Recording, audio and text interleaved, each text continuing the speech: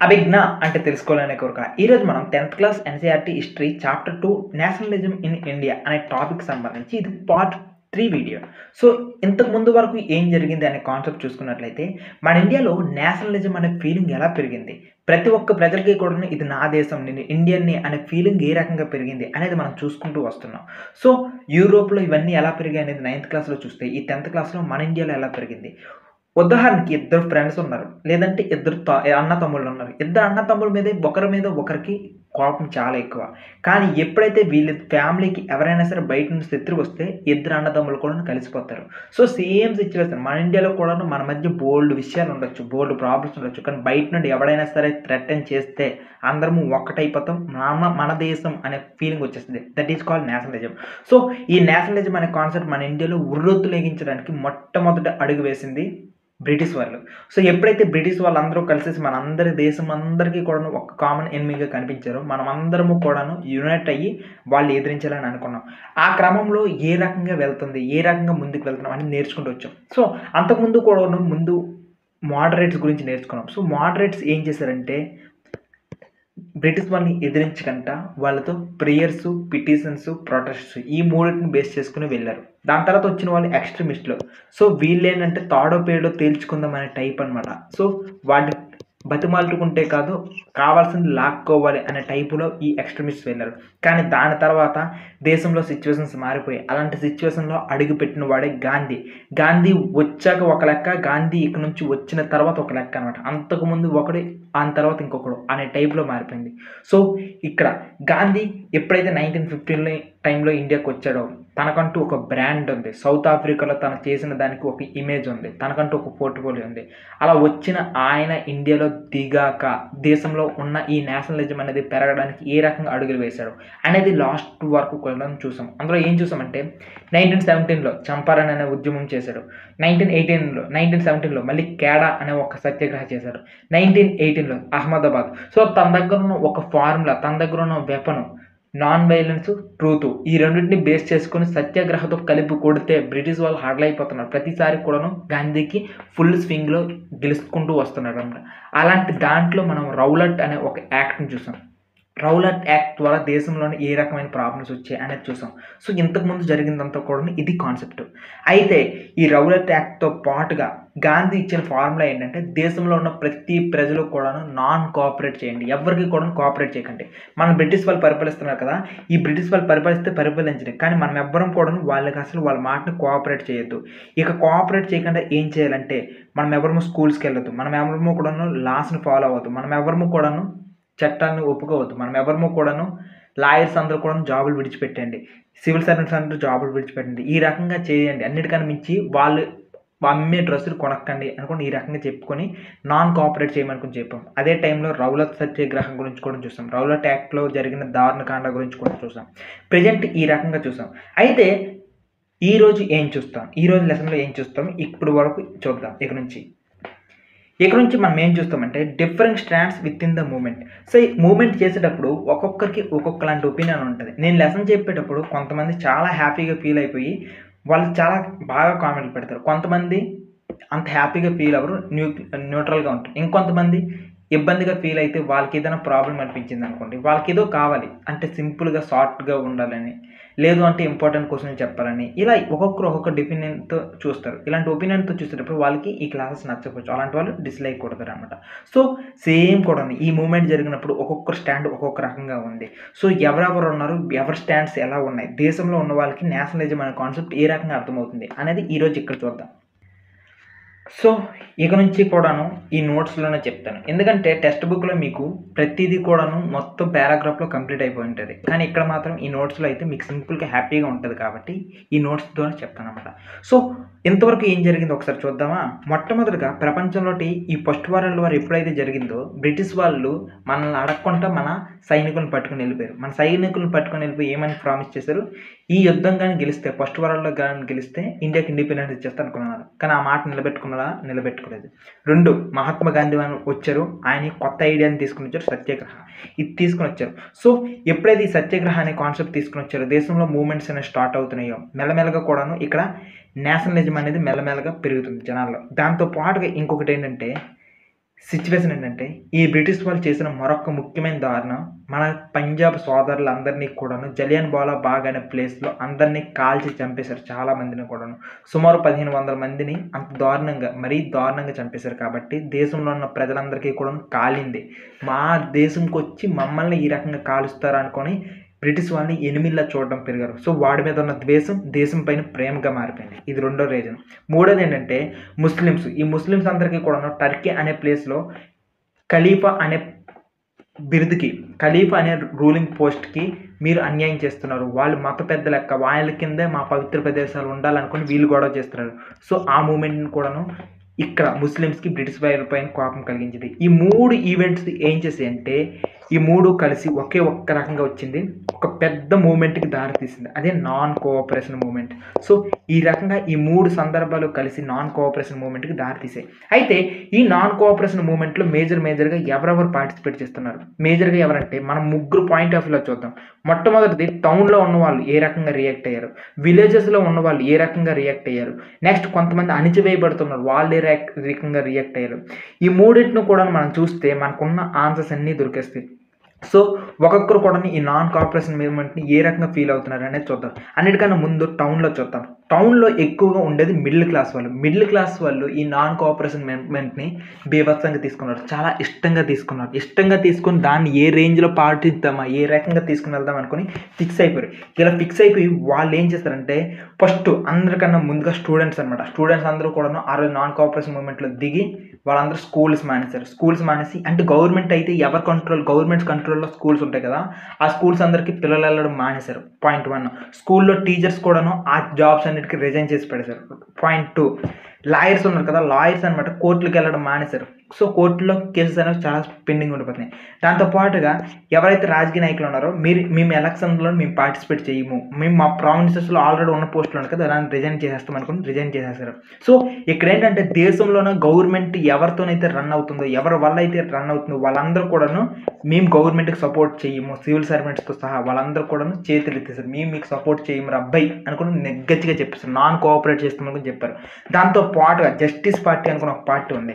So justice party ఎవరంటే మేజర్గా కూడాను సో మన దేశంలో ఎవరైతే ఎలక్షన్లో ఉన్న రాజకీయ నాయకులు అందరూ కూడాను బాయ్కాట్ చేస్తే ఎలక్షన్స్లో మేము పార్టిసిపేట్ చేయమనుకుని దానికి రివర్స్లో జస్టిస్ పార్టీ అనుకుని ఒక పార్టీ ఉంది. తమిళనాడులో ఎక్కువగా ఉంటుంది ఈ పార్టీ, ఇప్పటికీ మీరు చూస్తుంటారు.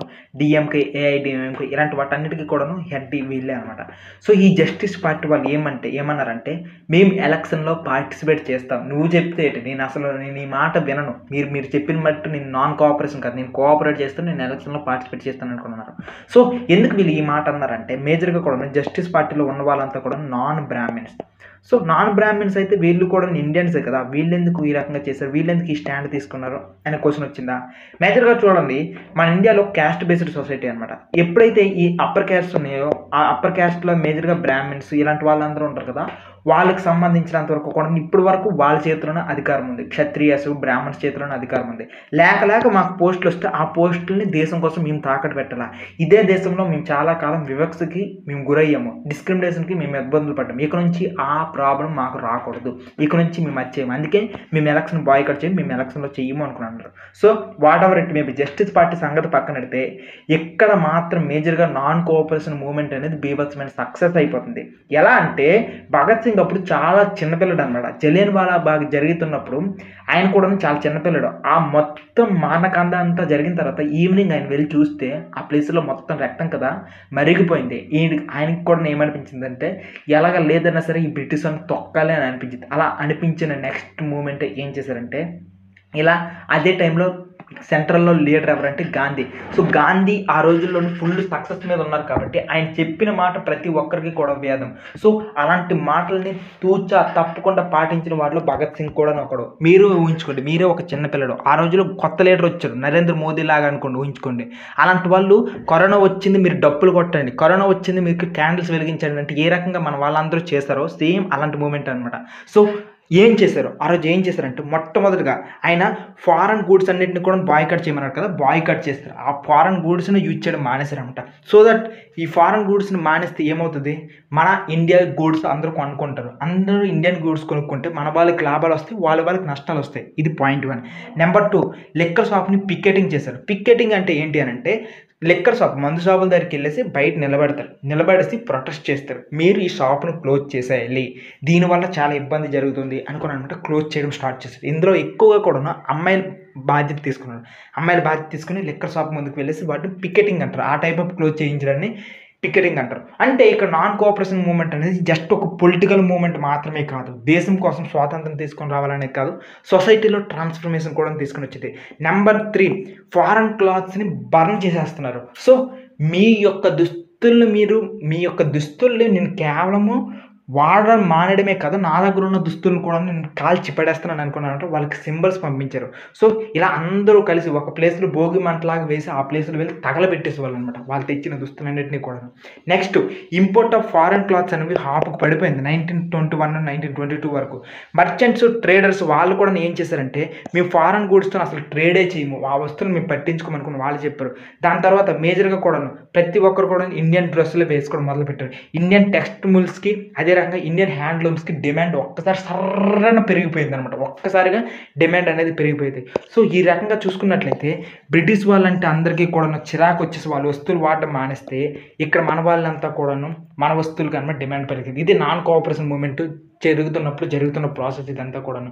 అయితే మీకు ఇక్కడ ఒక ఫన్నీ ఇన్సిడెంట్ చెప్తాను. చాలామంది జవహర్లాల్ నెహ్రూని ఈ ఇన్సిడెంట్ని బేస్ చేసుకొని చెప్తారు, కాకపోతే ఆయన క్రిటిసైజ్ చేయడానికి చెప్తారు. మనం మాత్రం కామెడీగా చూద్దాం. ఆ రోజు జవహర్లాల్ నెహ్రూ గారు ఉన్నారంట. అందరూ కూడా డ్రెస్సెస్ భోగి మంటలు ఎలా వేస్తారో ఆ రకంగా వెళ్ళి కాలుస్తుంటే ఈయన మాత్రం ఒక చెట్టు కింద స్టైల్గా సిగరెట్ పట్టుకుంటూ కాల్చుకుంటూ అన్నారంట. ఇలా ఉంటే ఒక న్యూస్ రిపోర్టర్ వచ్చేసి, సార్ మీరు డ్రెస్సెస్ కాల్చరా, మీరు వాళ్ళ డ్రెస్సెస్ని పాడు చేయరా, వాళ్ళ వస్తువులు నాశనం చేయరంటే, చేస్తున్నాను కదా, నా చేతిలో సిగరెట్ ఉంది, వాళ్ళ వస్తువులనే తగలబెడుతున్నాను అనుకుని అంటారంట. సో ఇది చాలామంది కామెడీ పర్పస్గా చెప్తారు. ఇంకొంతమంది సో కామెడీని కాస్త పక్కన పెట్టేస్తే నాన్ కోఆపరేషన్ మూమెంట్లో ప్రజలందరూ కూడాను కోఆపరేట్ చేయడం మానేశారు బ్రిటిష్ వాళ్ళకి. పాయింట్ 1 ఇది టౌన్లోనే అనమాట. సో టౌన్లో చూసుకున్నట్లయితే ఈ రకంగా మన చరకాన్ని మాత్రమే హైలైట్ చేసుకునేవాళ్ళు. ఫారెన్ క్లోత్స్ అందరూ కూడా వాడడం మానేసి ఖద్దరు డ్రెస్సులు, మన దగ్గర ఉన్న కాటన్ డ్రెస్సులు వీటిని మాత్రమే చూసుకునేవాళ్ళు అనమాట. సో ఎందుకంటే ఇక్కడ ఫారెన్ క్లాత్ని మేజర్గా ఈ రకంగా కాల్చేవాళ్ళు.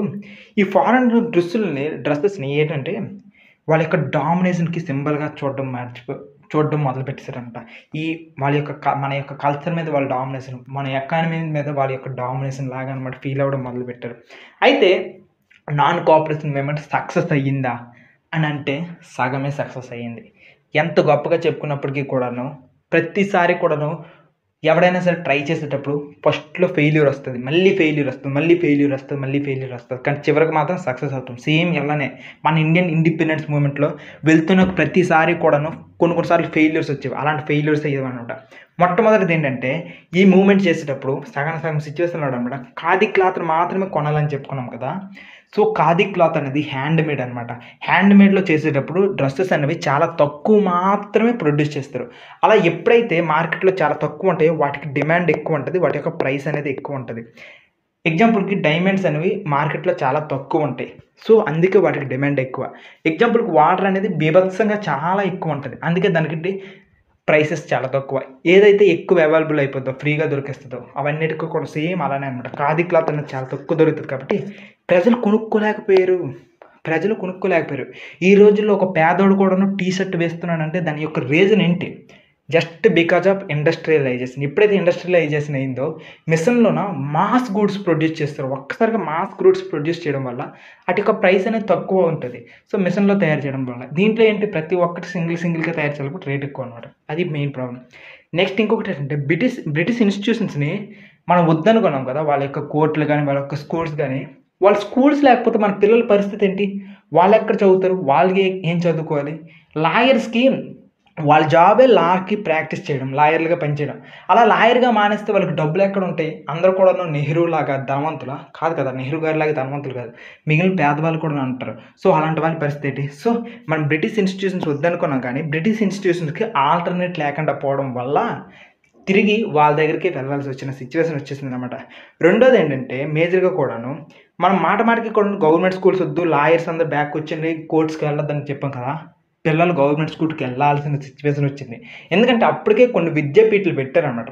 సో ఇలాంటి మూమెంట్లోనే కొన్ని విద్యాపీఠాలు పెట్టారు. సో విద్యాపీఠాలు పెట్టినప్పటికీ కూడాను అక్కడ మెయిన్ ప్రాబ్లం ఏంటంటే ఆ రేట్లు మన వాళ్ళు భరించలేకపోయారు. భరించలేకపోవడమే కాదు, దాంతో పాటుగా మేజర్గా కూడాను అక్కడ పెట్టిన వాటికి అందరి పిల్లలకి కూడాను ప్రైవేట్ స్కూల్స్ అనేవి దొరకవు కదా. అలా దొరకపోయినప్పుడు లాస్ట్కి మళ్ళీ కూడాను అదే గవర్నమెంట్ స్కూల్కి వెళ్ళాలి, ఆ సిచ్యువేషన్ని మళ్ళీ చూడాలి. సో ఇవన్నీ కూడా జరిగాయి అనమాట మేజర్గా కూడా. ఇది స్కూల్ పరంగా. సార్ ఏం స్కూల్ పెట్టారు మాకు ఏదైనా చెప్తే మాకు గుర్తుంటాయి కదా సార్ అనుకుంటారా? కాశీ విద్యాపీఠం, గుజరాత్లో అయితే గుజరాత్ విద్యాపీఠం, అదే రకంగా ముస్లింలకు సంబంధించి జమీలా మిలియా ఇస్లామియా, ఇలాంటి రకరకాల స్కూల్స్ పెట్టారులేండి. ఓకేనా. సో మనం మొదట్లో ఏ రకంగా నాన్ కోఆపరేట్ చేయొద్దు అనుకున్నప్పటికీ కూడాను కొంతమంది ఆ ఇబ్బందులు తట్టుకోలేక కోఆపరేషన్ అనేది చేసేస్తున్నారు అనమాట. ఇది మేజర్గా కూడాను. సో ఇక్కడి వరకు కూడాను. అయితే సెకండ్ కేసులో చూసుకుందాం. ఈసారి ఎవరిని చూద్దామంటే విలేజెస్కి వెళ్ళిపోతాం. సో విలేజెస్లో ఏ రకంగా నాన్ కోఆపరేషన్ జరుగుతుందో చూద్దాం. విలేజెస్లో మేజర్గా కూడాను వాళ్ళు డిఫరెంట్గా అర్థం చేసుకున్నారు. ఫ్రీడమ్ అంటే చాలా డిఫరెంట్గా అర్థం చేసుకున్నారు. విలేజెస్లో మేజర్గా ఎవరు ఉంటారు? ఉంటే రైతులు ఉంటారు, లేదంటే ట్రైబల్స్ ఉంటారు. ముందు రైతుల గురించే మాట్లాడదాం. వాళ్ళ యొక్క స్టాండ్ ఎలా ఉందంటే, ఇక్కడ అవధ్లోన ఒక ప్లేస్ ఉంది. ఆ ప్లేస్లోన ఒక ఆయన ఉన్నారు, ఆయన పేరు బాబా రామచంద్ర. ఈయన ఏం చేశాడంటే ఆ ఊర్లో ఉన్న వాళ్ళందరికీ కూడాను, ఓకేనా, ఆ ఊర్లో ఉన్న వాళ్ళందరికీ కూడా పోగేశారు. సో ఈ బాబా రామచంద్ర ఎవరు? ఈయన ఊర్లో పోగేయడం ఏంటి అనే సంగతి చూసుకున్నట్లయితే, ఈయన మొట్టమొదటిగా ఇంతకుముందు దేశంలో అయితే ఫిజీ అనేది ఒక దేశం ఉంది. ఆ దేశంలో ఈయన ఒక లేబర్గా పనిచేశాడు. సో ఈయన ఫిజీ అనే దేశంలో ఒక వెట్టి చాకరీ చేసే లేబర్గా పనిచేసిన సిచ్యువేషన్ కాబట్టి ఈయనకి లేబర్స్ యొక్క కష్టాలు తెలుసు.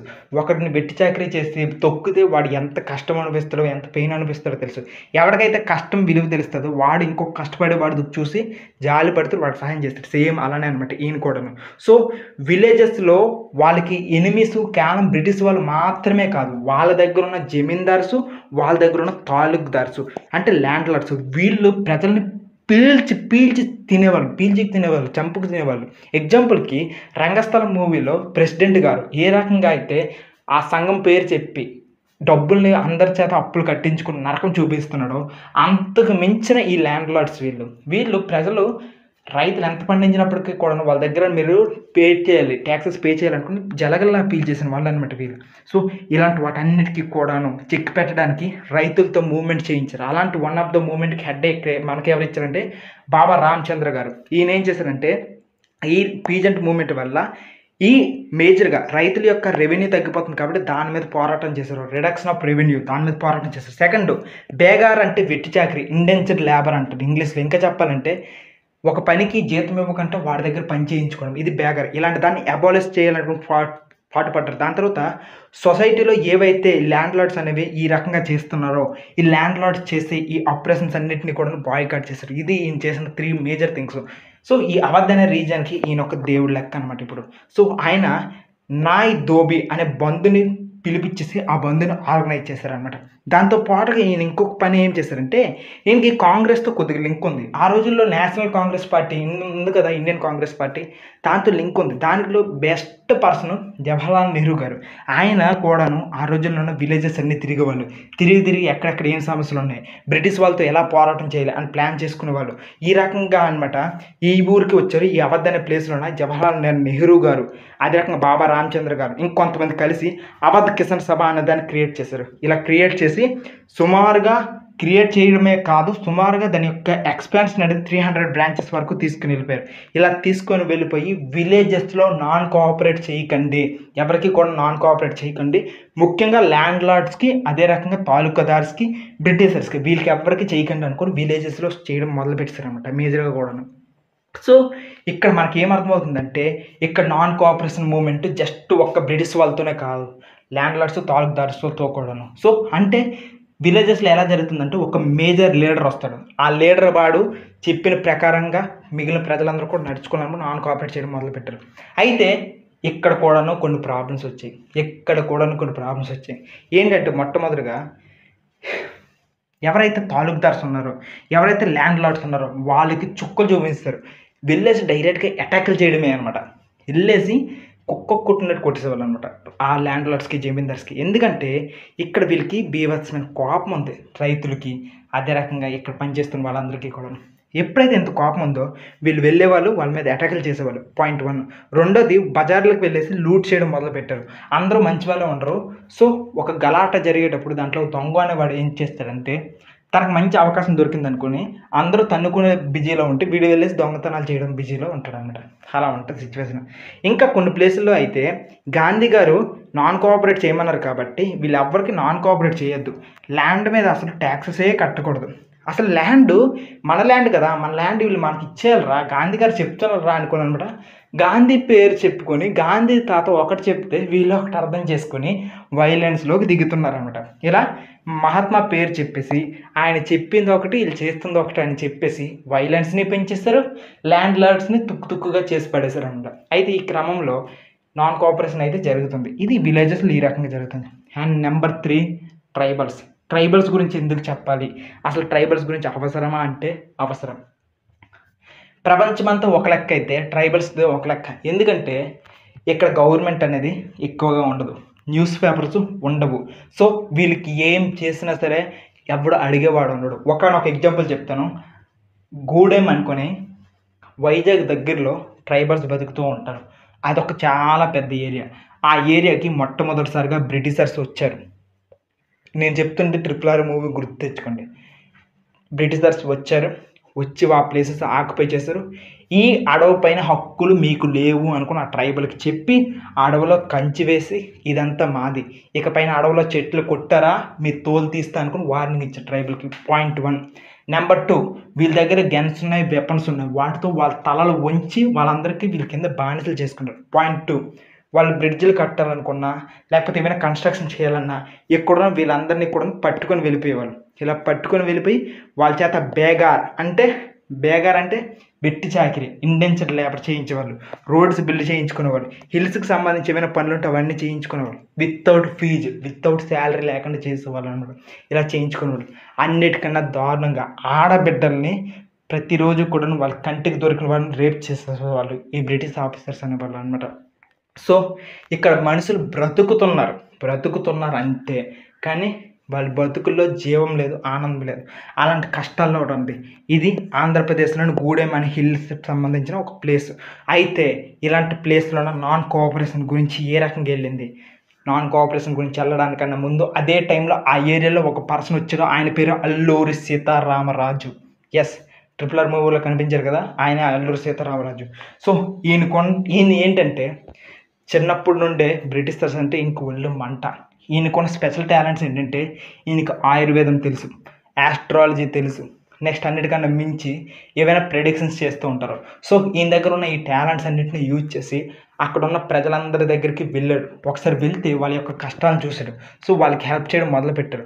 ఈయన ఎప్పుడైతే ఈ రకంగా చేశారో, ఈయన జ్యోతిష్యం ఇలాంటివి చెప్తున్నారో, ఇలాంటివి చూసి ఈయన దగ్గర ఇన్స్పైర్ అయ్యి చాలామంది ఈయనకి అనమాట సపోర్ట్ చేశారు. ఎంతలా సపోర్ట్ చేశారంటే అక్కడ ఉన్న 40 ఊర్లు ఉంటే ఆ 40 ఊర్లకి ఈయన లీడర్లా అయిపోయారు అనమాట. ప్రజెంట్ ఆ ఊరికి ఈయన ఒక దేవుడు. అందరూ ఏమని ఫీల్ అయ్యారంటే ఈయనకి ఏవో స్పెషల్ పవర్స్ ఉన్నాయి అని అనుకునేవాళ్ళు. ఈవెన్ బ్రిటిషర్స్ కూడా అలానే ఫీల్ అయ్యారనమాట. ఒక్క మాటలో చెప్పాలంటే ఈయన భగవంతుని అవతారం, ఇన్కార్నేషన్ ఆఫ్ గాడ్ అనేలా ఫీల్ అయ్యారనమాట మేజర్గా కూడా.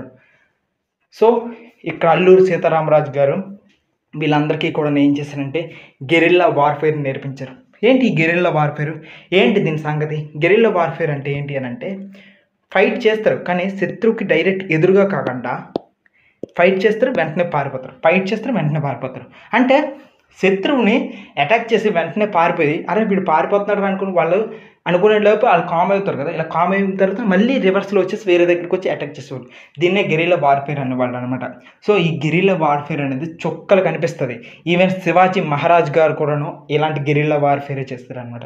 దేశంలోనూ ప్రపంచంలో ఎలాంటి సిచ్యువేషన్ చూసినా సరే గవర్నమెంట్ వాళ్ళకి చొక్కలు చూపించారంటే ఈ గెరిల్లా వార్ఫేర్. అలాంటి వాటిలో వీటందరికీ నేర్పించడం, ఇక్కడున్న ఈ ట్రైబల్ పీపుల్ అందరికీ నేర్పించారు. వాళ్ళ యొక్క కష్టాలు ఎలా ఉండేవో తెలుసా? తినడానికి తిండి లేకపోతే చింతపిక్కలతో అంబలి చేసుకునేవాళ్ళు.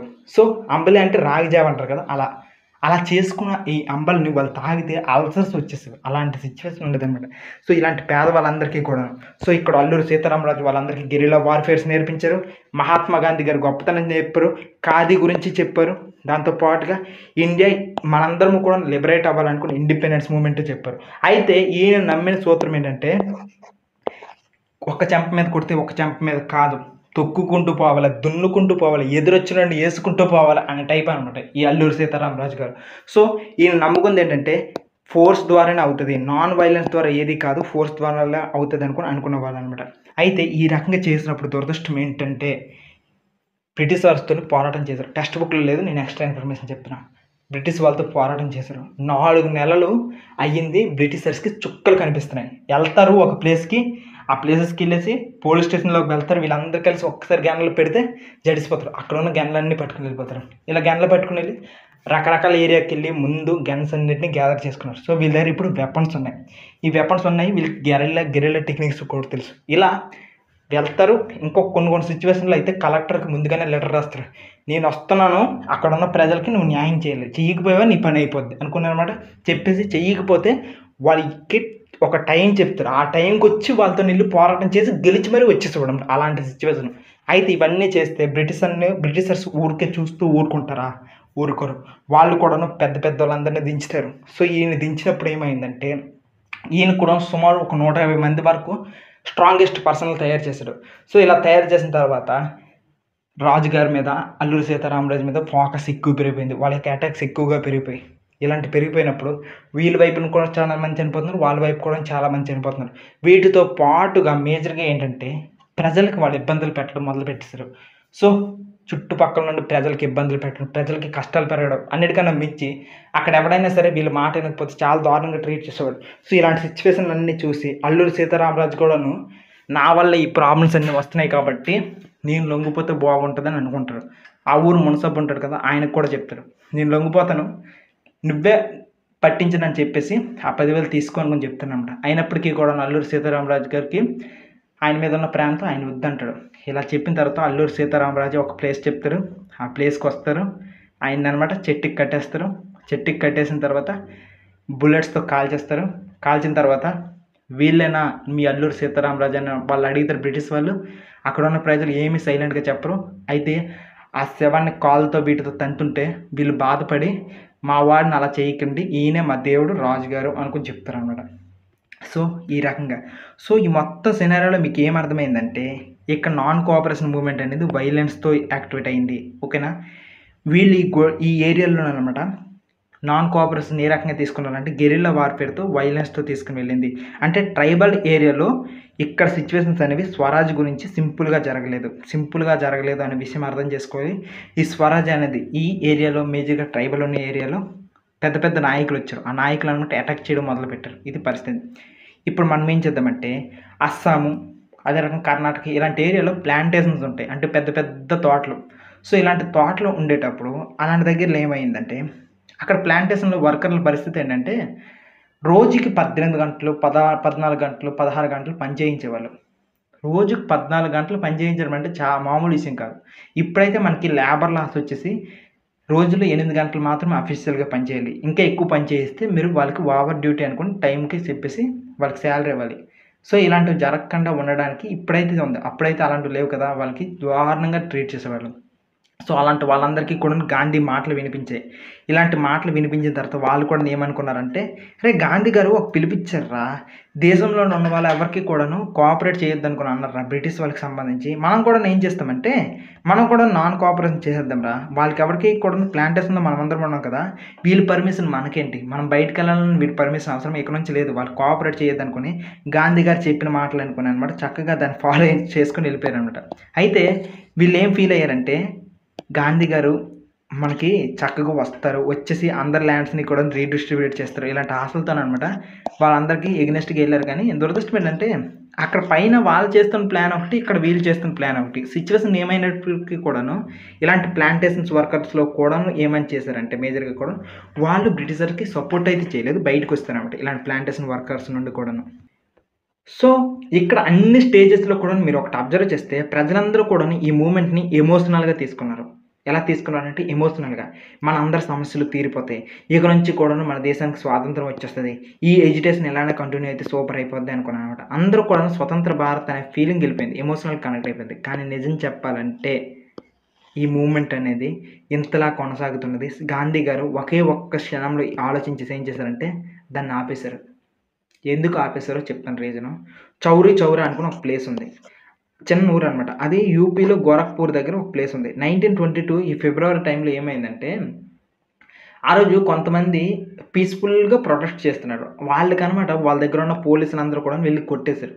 ఇలా కొట్టేసిన తర్వాత వాళ్ళెళ్లి పోలీస్ స్టేషన్‌లో ఉన్నారు. 'ట్రిపుల్ ఆర్' మూవీలో ఏ రకంగా పోలీసులందరూ కూడాను రూమ్‌లో ఉంటారో, స్టార్టింగ్‌లో రామ్ చరణ్ ఫైట్ చేస్తారు కదా! అలాంటిదే వీళ్ళు కూడా ఉన్నారు. ఇక్కడ ఊర్లో ఉన్న జనాలందరూ కూడా పోలీస్ స్టేషన్ దగ్గరికెళ్ళిపోయారు. అయితే అక్కడున్న పోలీసులు 22 మందిని సజీవంగా కాల్చేశారు. ఎప్పుడైతే ఇలా కాల్చేశారో గాంధీ గారు ఏమనుకున్నారంటే, అసలు నేను మూవ్‌మెంట్ నాన్ వయలెన్స్‌తో చేయమన్నాను.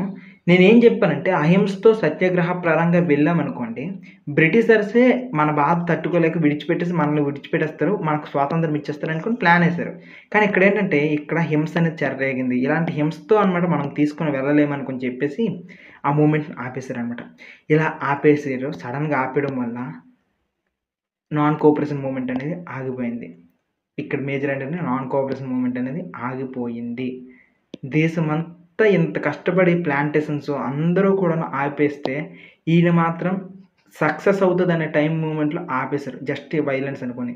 ఎందుకు ఆపేసుంటారు? ఈయన ఆపడానికి ఏమైనా రీజన్స్ ఉండుంటాయా? ఈయన జస్ట్ ఇంకో కొన్ని రోజులు ఏమనుకున్నారంటే సివిల్ డిసోబీడియన్స్ మూవ్‌మెంట్స్ కూడాను స్టార్ట్ చేసేద్దాం అనుకుని ప్లాన్‌లో ఉన్నారు. సో, ప్రజలందరూ కూడాను ఇక ఎవరు కూడాను ఒబే చేయకూడదు అనుకోని కూడాను ఫిక్స్ అయిపోయారనమాట. అలాంటి మూవ్‌మెంట్‌లో కాంగ్రెస్ కూడా ఫిక్స్ అయిపోయిన మూవ్‌మెంట్‌లో గాంధీ గారు ఈ మూవ్‌మెంట్‌ని ఆపేశారు అందరితో చెప్పేసి. సో, ఎందుకు ఇలా జరిగింది? ఆయన ఏం మనసులో అనుకుంటారు? టెక్స్ట్ బుక్‌లో ఏం లేదు. నేనైతే చెప్పేస్తున్నాను.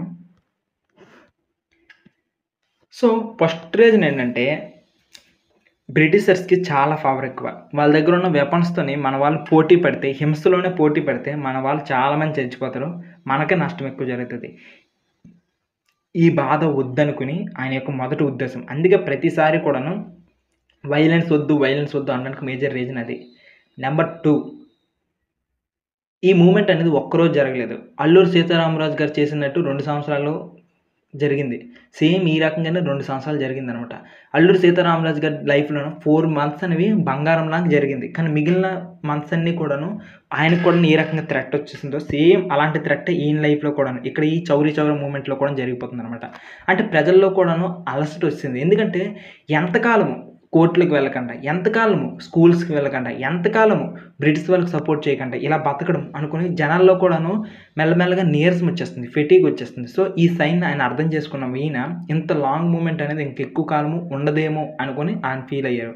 సో, అది మెయిన్ రీజన్. అంటే మూవ్‌మెంట్ అనేది ఇంకొన్ని రోజుల్లో చల్లగా అయిపోద్ది అని అనిపించింది. నంబర్ 3 ఏంటంటే ఇక్కడ గవర్నమెంట్ కూడాను అసలు ఒక్క స్టెప్ కూడా కిందకి దిగట్లేదనమాట మెయిన్ ప్రాబ్లమ్. సో, ఇంతలా జరుగుతున్నప్పుడు కూడాను ఒక్క స్టెప్ జరగకపోవడము ఆశ్చర్యం కలిగించింది. నెక్స్ట్ దాంతో పాటుగా ఖిలాఫత్ అనే మాట గురించే కదా నాన్ కోఆపరేషన్ మూవ్‌మెంట్ స్టార్ట్ చేశారు. అది కూడాను ఒక రీజన్ కదా! అయితే ఈ ఖిలాఫత్ అనే దానికి సంబంధించినంత వరకు కూడాను ఆ మూవ్‌మెంట్ అంతా కూడాను ఆగిపోయింది. ఎందుకు ఆగిపోయింది? అక్కడ ఆ టర్కీ గురించి ఎంతో గింజుకున్నారు. కానీ ఆ టర్కీలో ఏమైందంటే సిట్యుయేషన్ అంతా కూడాను ఆ టర్కీని ఎవడు కూడా కాపాడలేకపోయారనమాట. ఆ టర్కీలో ఉన్న ఆ ఖిలాఫత్‌కి సంబంధించినంత వరకు కూడాను ఎవడు కాపాడలేకపోయారు. అన్నిటికన్నా మించి ఆ టర్కీలో ఉన్న ప్లేసెస్ అన్నీ కూడాను చిన్న చిన్న ముక్కలుగా చేసి సెపరేట్ దేశాలుగా చేసి ఆ ఖలీఫా పోస్ట్‌ని కూడా రద్దు చేసేసారు. సో, అక్కడ వాళ్ళు ఓడిపోయారు. సో, ఇప్పుడు ముస్లిమ్స్ కూడాను ఖిలాఫత్ గురించి మాట్లాడడమే మానేశారనమాట. సో, ఈ రకంగా ఎటు నుండి చూసినా సరే ఇవన్నీ మేజర్‌గా హై లెవెల్‌లో చూసిన వాడికే కనిపిస్తాయి ఈ రీజన్స్ అన్నీ కూడాను. సో, ఇవన్నీ రీజన్స్ వల్ల వాళ్ళు ఈ ఈ నాన్ కోఆపరేషన్ మూవ్‌మెంట్‌ని ఆపేశారు. సో, ఇప్పటికి కూడాను చాలామంది ఏమంటారంటే గాంధీ గారు ఆ రోజు అలా తప్పు చేశారు.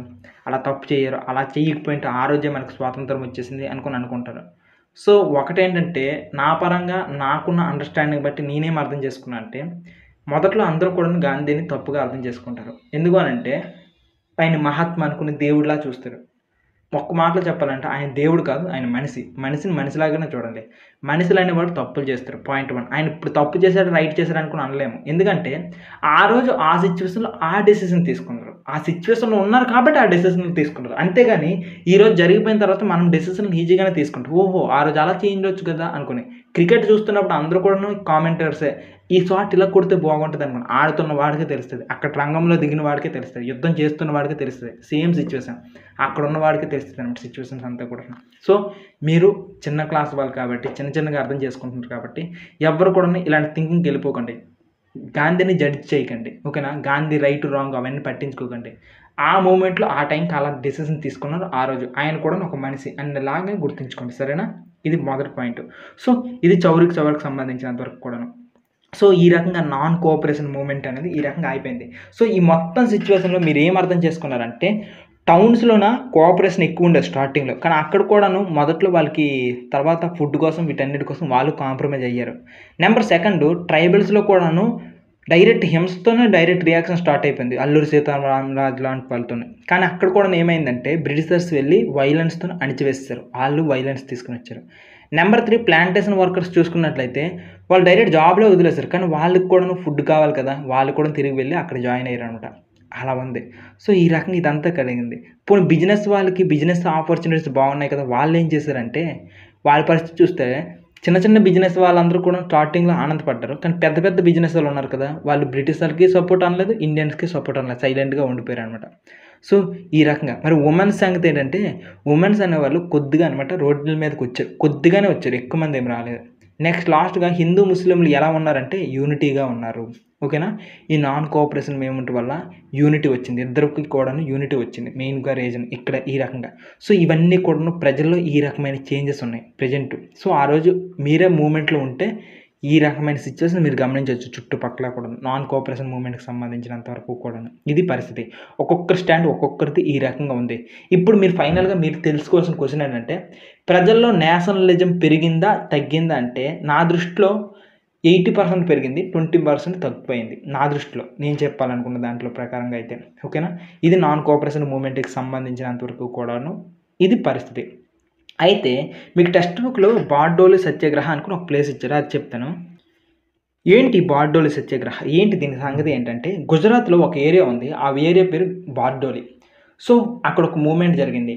ఈ మూమెంట్లో ఏంటంటే అక్కడ ఉన్న కలెక్టర్ అనమాట ప్రతి 30 సంవత్సరాలకు ఒకసారి ట్యాక్సెస్ని చేంజ్ చేస్తూ ఉంటారు. ఈసారి కూడాను ల్యాండ్ యొక్క ట్యాక్సెస్ చేంజ్ చేయాలనుకుని వచ్చారు 30 సంవత్సరాల తర్వాత. అక్కడ ఉన్న డిప్యూటీ కలెక్టర్ వెళ్ళేసి ఏం చేశారంటే ఓహో ల్యాండ్స్ ఇలా ఉన్నాయా, జనాలకి ఆదాయాలు కూడా బాగానే ఉన్నట్టున్నాయి, ఒక పని చేద్దాం ట్యాక్స్ని 30% వేసేద్దాం అనుకున్నారంట. ఆయన దగ్గర ఉన్న డాక్యుమెంట్ని యూజ్ చేసుకుని. జనాలకి గుండె జారిపోయింది, అసలే కరువులు ఉన్నాయి, డబ్బులే చూస్తే రావట్లేదు, ప్రజలు కూడా ఆకలితో పడుతున్నారు, ఇలాంటప్పుడు వీడు 30% చెప్తే ఎలాగా, మనం అసలే కట్టుకోలేము, ఇలాంటి సిచ్యువేషన్ ఉన్నప్పుడు జనాలందరూ జడిసిపోతున్నారు, మూమెంట్స్ చేశారు. ఇలాంటి మూమెంట్కి హెడ్గా ఎవరు వచ్చారంటే వల్లభాయ్ పటేల్ గారు వచ్చారు. సో వల్లభాయ్ పటేల్ గారు ఈ జనాలందరి సంగతి తెలిసిందే, జనాలు అనేవాళ్ళు దొంగనా కొడుకులు, ట్రూ బి ఫ్రాంక్. ఎందుకంటే ఫస్ట్ తోసేస్తారు, తర్వాత ఏం చేస్తారంటే సైలెంట్ అయిపోయి ఎవరి పనులు వాళ్ళు వెళ్ళిపోతారు. సో అప్పుడు ఏం చేశారంటే ఈయన ఈ మూమెంట్ని ఒక మిలిటరీ స్టైల్లో చేశారనమాట. ముందే చెప్పారు ఎవరైనా సరే మూమెంట్ స్టార్ట్ చేద్దాం, కానీ మధ్యలో మీరు వెళ్ళిపోతాం అనుకుని చెప్పారా, మాట వినకంటే వెళ్ళిపోతారా, మీ సంగతి వేరే ఉంటుంది, కథ వేరే ఉంటుంది అనుకుని చెప్పారు అనమాట. పాయింట్ 1. నెక్స్ట్ దీన్ని మిలిటరీ స్టైల్లో ఆర్గనైజ్ చేశారనమాట.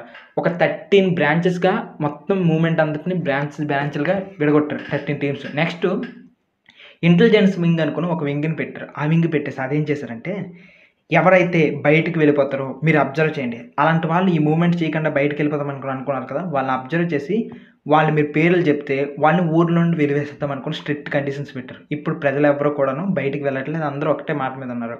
అయితే ఒక మాట చెప్పేశారు, ఈ మూమెంట్లో మీకు చుక్కలు చూస్తారు, బ్రిటిష్ వాళ్ళు మీ యొక్క ఇళ్ళను జప్తు చేసుకుంటారు, మిమ్మల్ని కొడతారు, మిమ్మల్ని అరెస్ట్ చేస్తారు, మిమ్మల్ని చుక్కలు చూపిస్తారు, కానీ మీరు ఎవరో తగ్గకూడదు అనుకుని ఆయన చెప్పినట్టే బ్రిటిషర్స్ వచ్చారు. ఎవరైతే ట్యాక్సెస్ కట్టలేదు వాళ్ళ ల్యాండ్ తీసుకున్నారు, వాళ్ళ ఇళ్ళని కట్టేశారు, వాళ్ళ జైల్లో వేసేస్తున్నారు. ఇలా ప్రజల్లో కూడాను మెల్లమెల్లగా భయం అనేది స్టార్ట్ అవుతుంది. కానీ ఈయన ఏమంటున్నాడు, వద్దు అనుకుని అంటున్నాడు. సో ఒకనొక సిచ్యువేషన్లో బ్రిటిష్ అందరూ కూడా అటాక్ అయిపోతారు అనే టైం సిచ్యువేషన్లో సర్దార్ వల్లభాయ్ పటేల్ గారు నిలబడినారు ఇలాగా. అయితే ఈయన ఇచ్చిన మూమెంట్స్, ఈయన ఫైట్ చేస్తున్న దాన్ని బట్టి మహిళ ఒక అమ్మాయి ఏమన్నది తెలుసు, గట్టిగా అరిచింది సర్దార్ అనుకుని. ఈ టైంలోనే సర్దార్ అనుకుని గట్టిగా అరిసింది. సో ఇలా అయితే ఈ మూమెంట్ మళ్ళీ వీక్ అయిపోతుంది అనే టైంలోన మహాత్మా గాంధీ ఎంటర్ అయ్యారు. మహాత్మా గాంధీ అసలే ఫుల్ స్వింగ్లో ఉన్నారు కదా, ఫుల్ సక్సెస్ఫుల్ బ్యాట్స్మెన్ కదా, క్యాడా, అహ్మదాబాద్, అదే రకంగా చంపారణ్ ఇలాంటి సత్యాగ్రహాల్లో కింగ్, అదే రకంగా సౌత్ ఆఫ్రికాలో ఆల్రెడీ సక్సెస్. ఇలాంటి పెద్ద ఆయన ఒక ఆయన వచ్చారంటే బ్రిటిషర్స్ కూడాను మాట వింటారనమాట. అలాంటి వాళ్ళు వచ్చేసి ఏమైంది, కొద్దిగా ఆలోచించండి అనుకుని చెప్పేసి మళ్ళీ క్యాంప్ అయ్యింది, మళ్ళీ ఒక ట్రిబ్యునల్ అయింది, మళ్ళీ ఒక కమిటీ అయ్యింది అనుకుని వచ్చి చెప్పారు మహాత్మా గాంధీ. వస్తే వాళ్ళు నిజంగా ఈసారి చేశారు. ఆ ట్రిబ్యునల్ వేస్తే నిజమే రైతుల పరిస్థితి బాగలేదు. పాయింట్ 1 కరువుల్లో ఉన్నారు, చాలా కష్టాల్లో ఉన్నారు. 30% కాదు 6.03% మాత్రమే ట్యాక్స్ వేస్తామనుకుని చెప్పారు.